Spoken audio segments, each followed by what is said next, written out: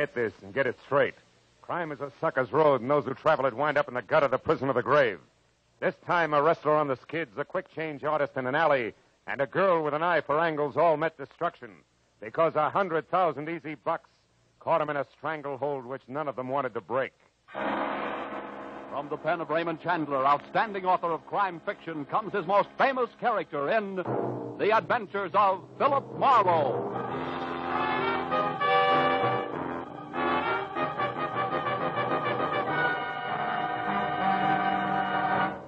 Now, with Gerald Moore, starred as Philip Marlowe, we bring you tonight's exciting story, The Stranglehold.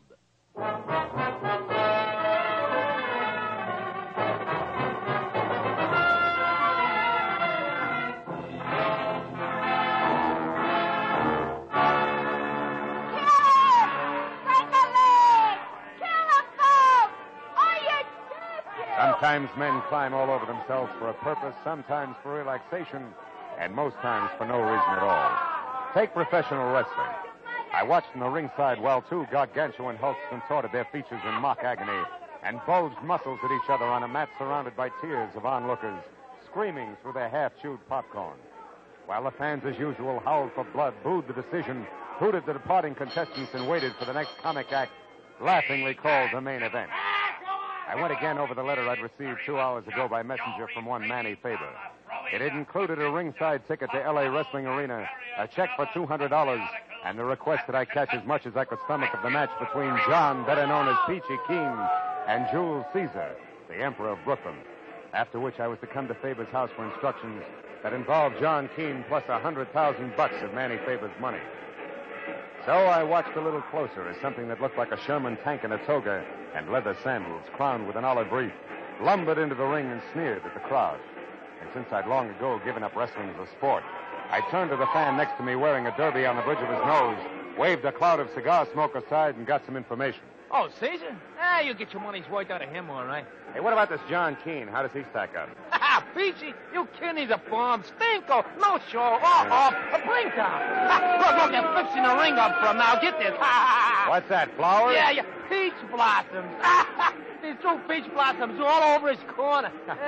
What stuff 2 years ago, the stuff was okay, but now it's tired, you know what I mean? He won't even put on a show, little old rascal. He's still called a champ, isn't he? Champ? Him? He won't even give you a laugh anymore. He's afraid of getting his pretty nose bent. What a bum. Cecil, tie him up a knot. Here he comes like a... Yoo-hoo, Peachy! You bum! See what I mean with that profile? He ought to be a ribbon clerk instead of a wrestler. Yeah. Hey, what's that on the back of his robe? Are you kidding? That's a big peach, of course. Embroidered in gold on black silk. How do you like... Yeah. Go ahead.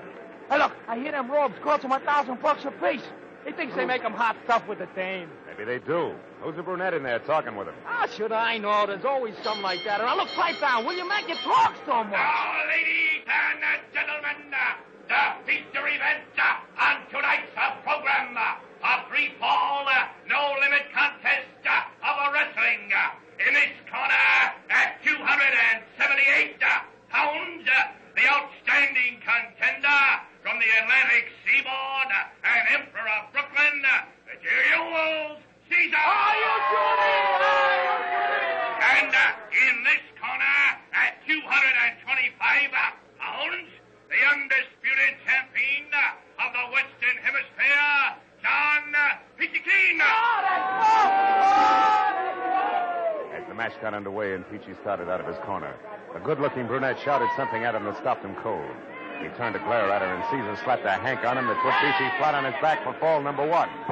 3 minutes later, with his head in a gilligan, Peachy was well on his way to the mat again for fall number 2, which was enough for me, so I got up to leave. The brunette, I noticed, was leaving, too. And at the end of the exit tunnel, we came out side by side. You got a match? Huh? Oh, yeah, sure. Thank you. It's a mess, isn't it, huh? What's a mess? The way things are going inside there. Peachy ought to change his line of work, don't you think? Oh, what's it to you? A laugh so far. What's it to you? You said something to him that knocked him for a loop, baby. What was it? A personal matter. Oh, how personal? Oh, about like that. Thank you, and step down, Philip Marlowe. And you'd better step out, too, or I'll whistle for a John Don. Nighty-night, Nosey. So saying, she flashed a couple of daggers at me from her snapping black eyes, spun on 4.5-inch red patent leather heel, and was gone. So I drove up to Hollywoodland and the house at 2000 Beechwood Drive, where I was to meet my client, Manny Faber. The house looked like a 2-room cottage from the street, but it ran for 3 stories down the backside of the hill. And all I did was touch the bell when the door flew open. Hey, you're Marlowe, am I right?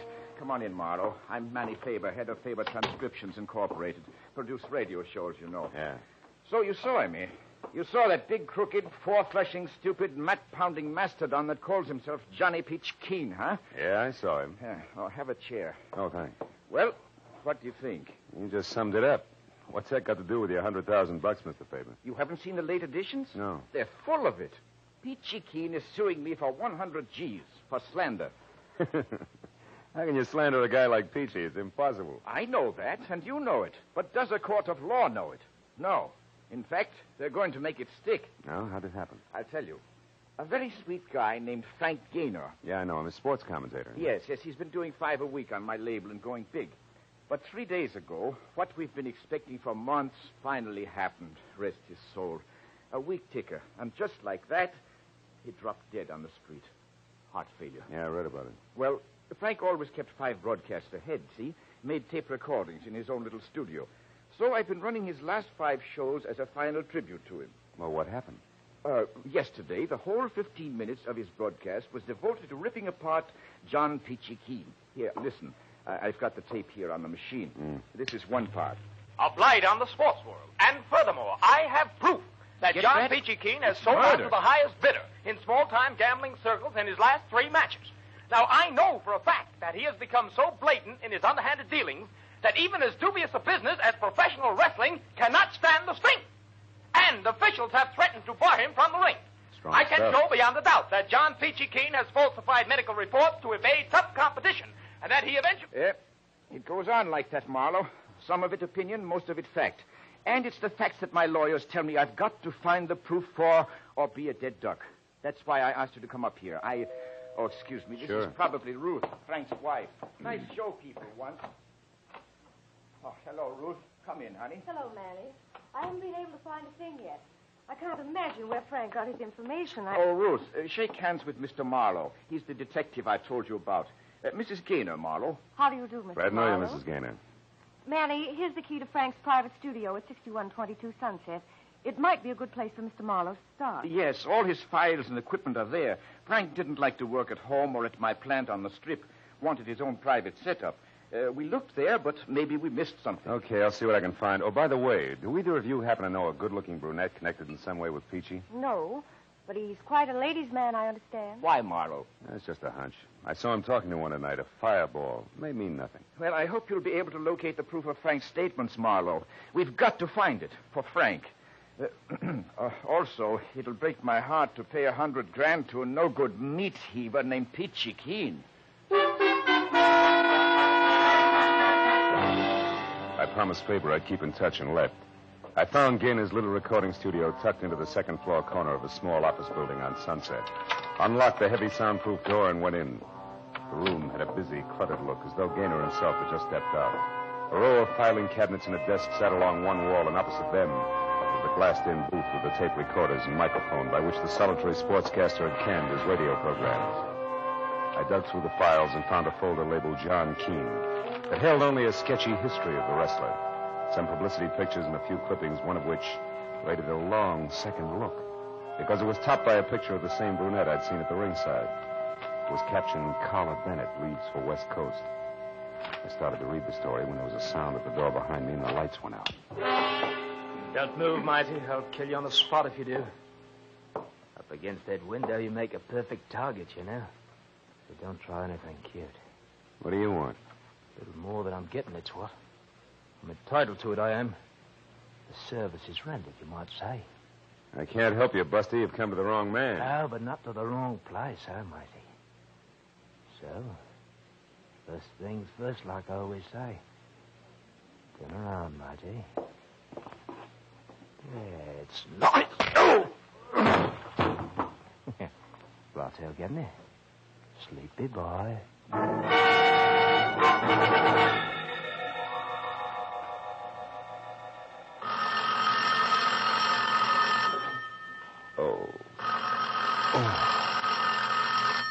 Oh.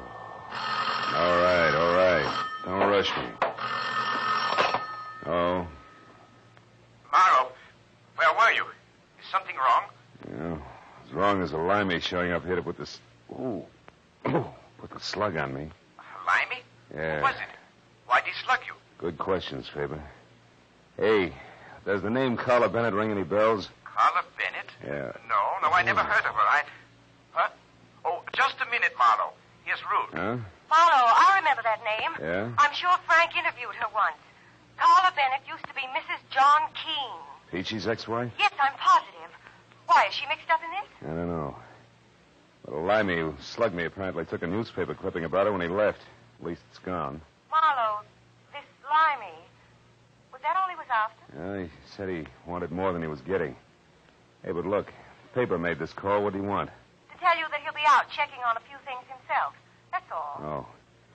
Oh, by the way, Ruth, any idea where this Bennett dame might be found? No, I haven't, Marlowe. No. I think she was staying at some woman's hotel on Vermont Avenue when Frank interviewed her at that time. Vermont. But that was over a year ago. Maybe she's a lady of habit. I'll try it anyway. Thanks, Ruthie.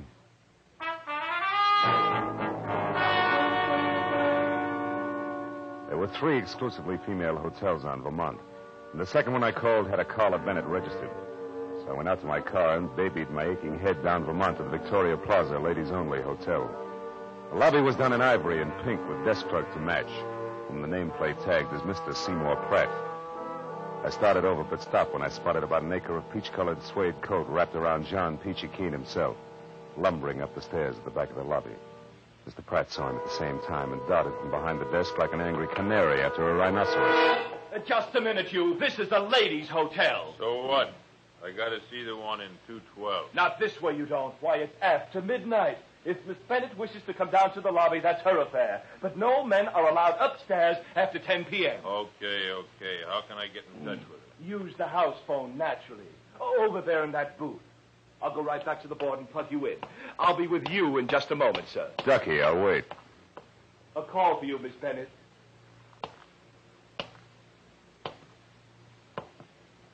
Good listening, huh? What?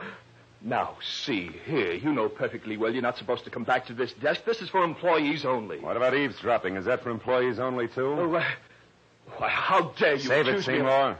The guy in the booth there is a professional wrestler. If he finds out you're listening in, he'll tear your arm off and beat you to death with it. But let me take over. Here, give me the earphone. Now, wait. Come on, give it to me. Hey. Okay. Now sit there like a good boy. Keep the key open and your trap shut. Well, no surprise. Where are you now, John? In the lobby, in a phone booth. You better come down, Carla. No, John, I'm tired. Will you call me No, tomorrow? wait a minute. What do you mean by that crack you made tonight when I was in the ring? Just what I said. I want a nice big slice of that 100,000 you're getting from Manny Faber. Why, you're crazy. What makes you think I'd give you one lousy penny? You will, gladly. You see, John, I know all about those visits you made to the Lyceum Theater. One of us come back to L.A., hasn't it, darling? Why, you sneaking... Oh, shut up. After the life you led me for 4 years, you big ape, I'm entitled to all I can get. And that'll be plenty. So I advise you to run right back now and tell your friend that I know all about your little scheme. And talk it over good, John. I'll be waiting to hear from you. All right. I'll do just that. And you're sure going to be sorry you stuck your nose into this one, Carla. Real interesting. Are you quite finished now? Yes, and you were a big, big help, Mr. Pratt. Oh, there he goes. Peachy suede coat and all. So long, Seymour.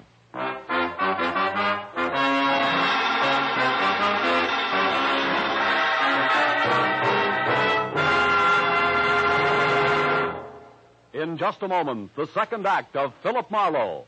But first, Horace Heidt and his famous Youth Opportunity Program have joined Charlie McCarthy and Edgar Bergen, Red Skelton, Jack Benny, and the other top-ranking entertainers who make CBS Sunday nights a must. Enjoy these 30 minutes when Horace Heidt takes over on most of these same stations Sunday night this fall. Tune in this fall for the show that you love best of all. Listen carefully. Here's the address. It's CBS.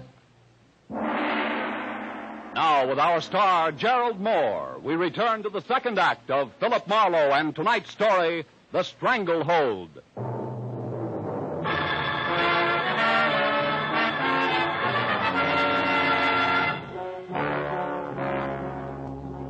When Peachy Keene slammed out of the phone booth, he was burned to a crisp.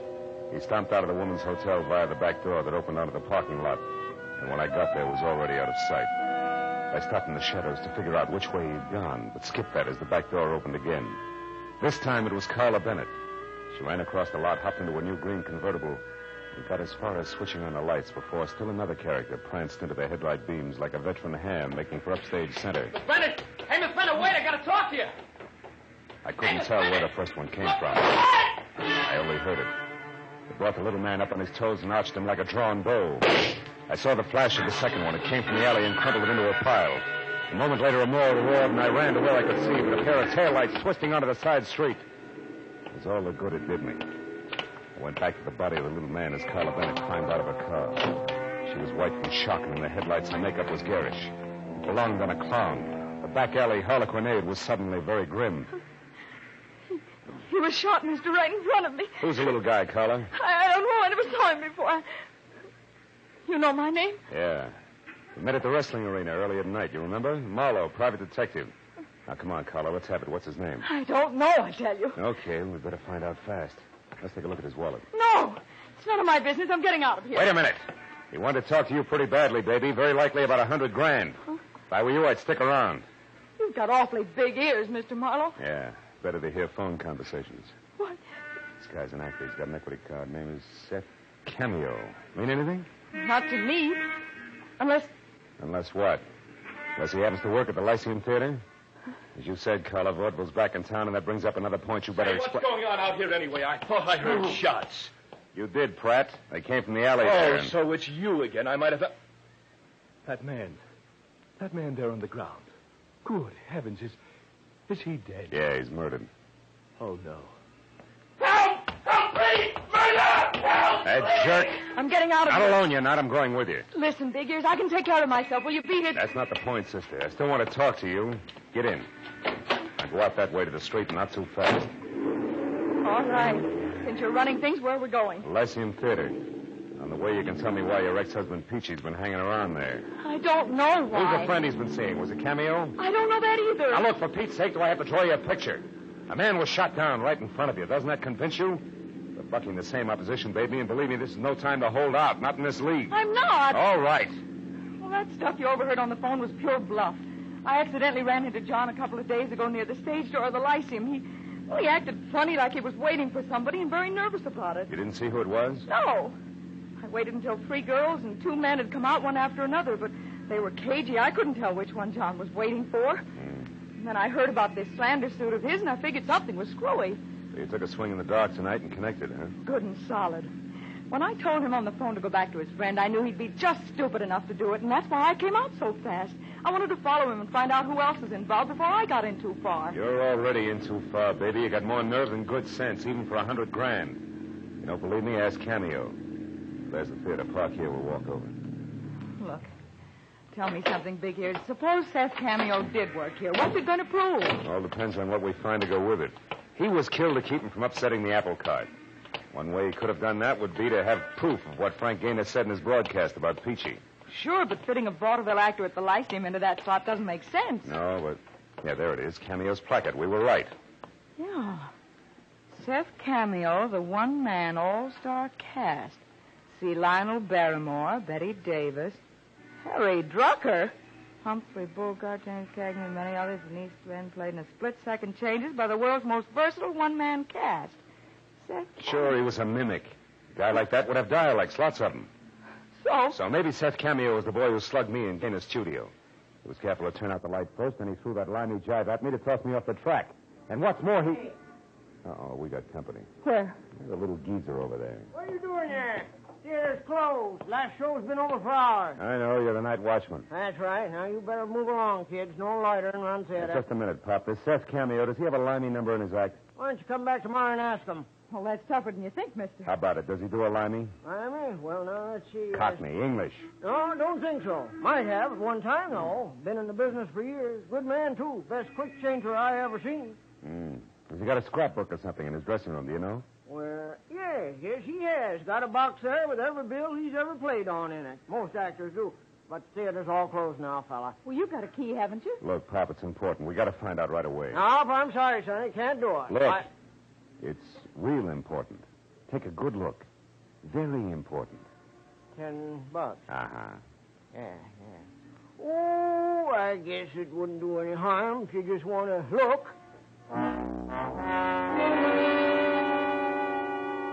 The old man slid the 10 into his pocket like he wouldn't admit it even to himself. Then led us in the stage door, down the stairs, and with his flashlight along the dark hallway to Seth Cameo's dressing room. He unlocked it, reached in, and turned on a tired little lamp, then pointed out a box on a trunk near the back. We picked our way over to it through a jumble of costumes that had been period pieces at the turn of the century. The box was lined with sentimental posters, and inside was a man's life, and stacks of programs and playbills. It began with a crisp current appearance and then ran back through all of Seth Cameo's dusty yesterdays. Didn't take long. Maybe 5 minutes. Here. This is it, Marlowe. Exactly what you're after. Let's see that. Parthenon Theater, Kansas City, September 1940. Seth Cameo of London, in Piccadilly Circus, His Majesty Navy Limehouse. Sure! This is it, baby. Seth Cameo and Limey were one and the same. And where does that get you? Yeah, it gives me an idea. It gives me one, too. Now, you found what you wanted. Now, let's put everything back like it was and get out of here. In a minute, Pop. I want to check something else. Now, look, Sonny, this is dead against all rules. I'm getting jittery. Wait a minute. Hold it. I heard something upstairs. Did you lock the outside door, Pop? Oh, come now, fella. Be a sport. That's an old stunt that just won't work. That door's got a snap latch. Shut up. I heard it, too, that time. There is somebody up there. Huh? Yeah, you're right. Dad, blame it, I was afraid of something like this. Now, look, you two. You stay right here and don't touch nothing till I get back. You hear? I'll go see what it was. Better switch off the lights, Carla. The brakes are going against us. What do you mean? Well, all this after-hours theater business can't be coincidence. Well, he came in upstairs. There's trouble on his mind. Oh. You asked for a payoff, baby, and that's what you're going to get. Only the bank won't handle it. The morgue will. Hey, you. What you doing here? You the night watchman around here? Oh, Marlowe, it's John. How'd you get in Yeah, here? pretty keen. No pun intended. This is the girl that's in here. I want to see her. Oh, no. Take it easy. Here. Now, you go on. Get out. Don't lie to me, Grandpa. Our car's parked across the street. You know, Keep I hear quiet. Well, she could be. Now, where is she? Come on, I mean business. Now, listen here. Don't you give me none of your sass, son. You just clear out there. Oh, Marlowe. Crazy old fool. You got the watchman. You better clear out, Carla. He'll be down here in another minute. Now, look, go up that way and cross the stage. Go to 2000 Beechwood. It's the one place Peachy won't go. Manny Favors. And stay there till I call. You understand? Never mind. Beat it, will you? Go on. Be careful, Big Ears. When Carla moved off into the darkness, I saw at the other end of the hall the inquisitive beam from the flashlight poking into dark corners as Keen eased down the stairs. I got my gun into my hand, plastered my shoulders against the wall beside the open door, and waited. I didn't have long to wait. I heard him stop in the hall outside, and then the beam of the flashlight crept over the floor and up to the wall, and then slowly, carefully circled the door frame. Carla? I heard him moving closer. Then the barrel of a snub-nosed revolver inched into the room. I know you're in here, Carla. I waited until I could see the big fist wrapped around the gun. And I brought my .38 down hard. His gun flew to the floor, and I swung again for his head. Why, you? The rest only blinked and lunged for me. I'll kill you. Not tonight, Peachy. I may need it. I'm getting my hands on you. That's your problem, big man. Fall down, will you? I'll get you. Go down and stay down. Wow. You gotta chop that guy down like a tree.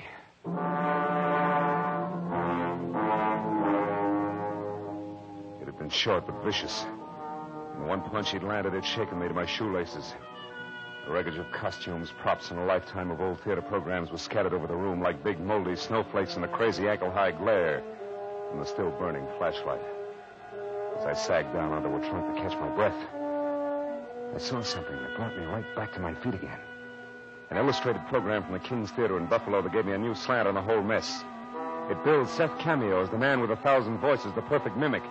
And the act that had followed him for a 30-week run was a girl whose face I knew well. I ran out of the theater into the nearest cab stand where I sent one driver to get the police over to the theater, and with another, I headed for Manny Favors' place on Beechwood, and what I was positive would be another murder. When I got to the front door, I knew there was no need to hurry. It was all over. Come on in, Marlowe. I've got news for you. It was Carla with a gun in her hand. And on the floor in the corner, her face tight with pain, was Mrs. Ruth Gaynor, glaring hate up at me like a wounded panther. There she is, Marlowe. I recognized her as soon as I saw her. She's the one Peachy was waiting for outside the Lyceum Theater. They've been working together all this time to frame that slander suit against Faber. Yeah, I know. But I didn't expect to find you like this. What happened? She knew I recognized her and pulled this gun on me. One she used on Seth Cameo, no doubt, huh? Uh-huh. She was going to use it on me, too. But I was way ahead of her. She's only in love with John Peachy Keen, but I was married to him for 4 years, and you don't live with a professional wrestler that long without picking up a few tricks. They call you the weaker sex. What is it, Ruthie? Your elbow? Is it broken? Let me alone, you two-bit flatfoot. I'll call a doctor and get you fixed up. For one reason only, I don't even like to see a Black Widow spider suffer.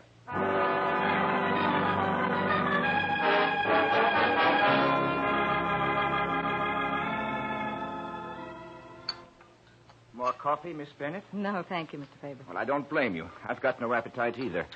You know, Marlowe, I always liked Ruth, and I thought she liked me. As long as you represented a buck, she did. And I've got to admit that she and the wrestler were clever, though. That stunt almost worked. She was clever. John Keene is 225 pounds of solid jerk. Yeah, it was all her idea. She was in love with Peachy, and when Frank died, she saw a great opportunity. Especially with that mimic being in town. Sure, Seth Cameo is an old friend of hers.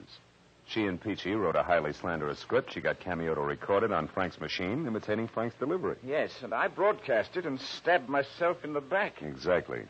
And we'd never found out any of this if a couple of other characters hadn't tried to cut in.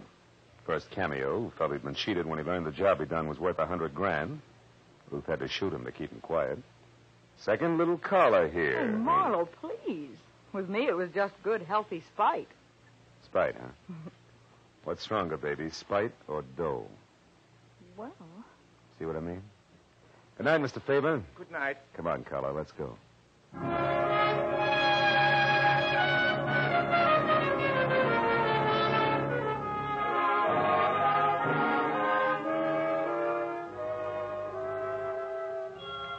We didn't go home directly.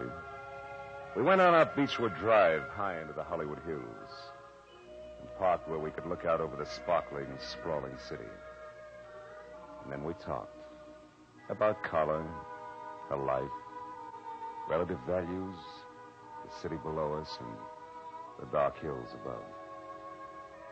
And then, as we watched the first faint glimmer of dawn rise in the east, we both realized something. Not original, not very complex, and certainly not sophisticated, but very gratifying. In the final analysis, the best things in life, we both agreed, are still free. Know what I mean?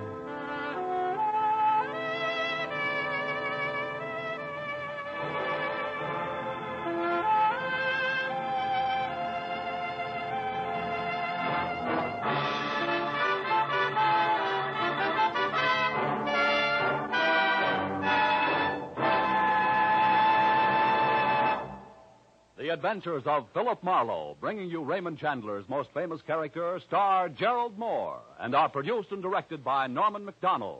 Script is by Robert Mitchell and Gene Levitt. Featured in the cast were Vivi Janis, Ted Von Eltz, Charlotte Lawrence, Barney Phillips, Tony Barrett, Peter Leeds, and Junius Matthews. The special music is composed and conducted by Richard Orant.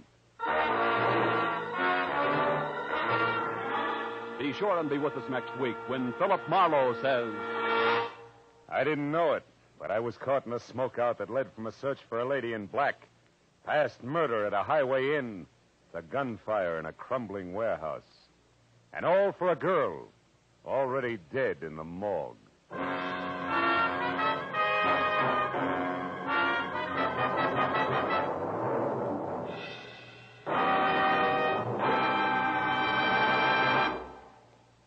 This fall, you hear them all on CBS.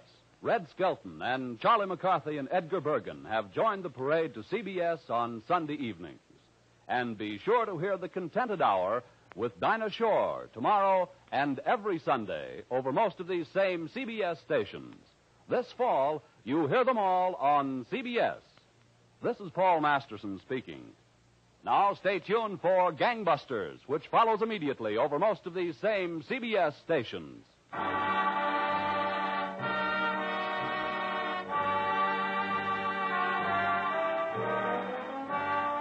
This is CBS, the Columbia Broadcasting System.